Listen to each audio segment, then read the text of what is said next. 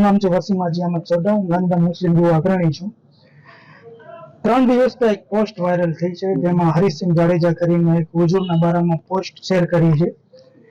એના બાબતે આજે એ ડિવિઝન પોલીસ સ્ટેશનમાં મેં બધા મુસ્લિમ સમાજના આગેવાનો, સંસ્થાના પ્રમુખો, પછી જેટલી અમારે ગાંધીધામ તાલુકાનો જમાતો છે એના પ્રમુખો બધા મળીને અમે એક ટાઈમ નક્કી કર્યો કે કાલે 11 વાગે આપણે એ ડિવિઝન પોલીસ સ્ટેશનમાં પીઆઈ સાહેબ કને જે કાયદેસરની કાર્યવાહી છે એના માટે આપણે ભેગા થઈએ.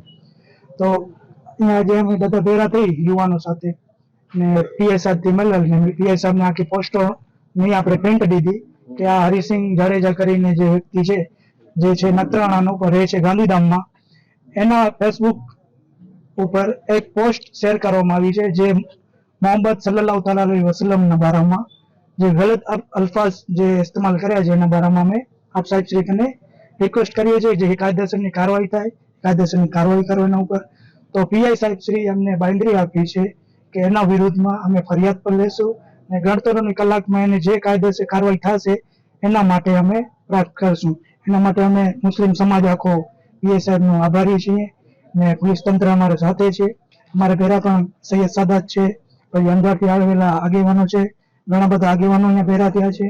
મુસ્લિમ સમાજને હવે એ જ અપીલ છે કે આપણી જે કાયદેસરની કાર્યવાહી છે એ થઈ ગઈ છે, એફઆઈઆરના વિરુદ્ધમાં ફાળાઈ ગઈ છે. તો બધા મુસ્લિમ સમાજને એક જ અપીલ છે કે શાંતિ જાળવી રાખે ને ગ્રુપમાં એવી કોઈ ટિપ્પણી ના કરે કે આપણે કોઈના વિરુદ્ધમાં કોઈ શબ્દ બોલીએ ને બીજા કોઈની વિરુદ્ધમાં આપણે જઈ એ કામ આપણે નથી કરવું. જે કાયદેસરની કાર્યવાહી છે એ પોલીસ આપણી લઈ રહી છે. ગણતરીની કલાકમાં આપણને બાંયધરી આપી છે કે ગણતરીની કલાકમાં આરોપીઓને પકડીને કાયદેસરની કાર્યવાહી થશે એ કરશું.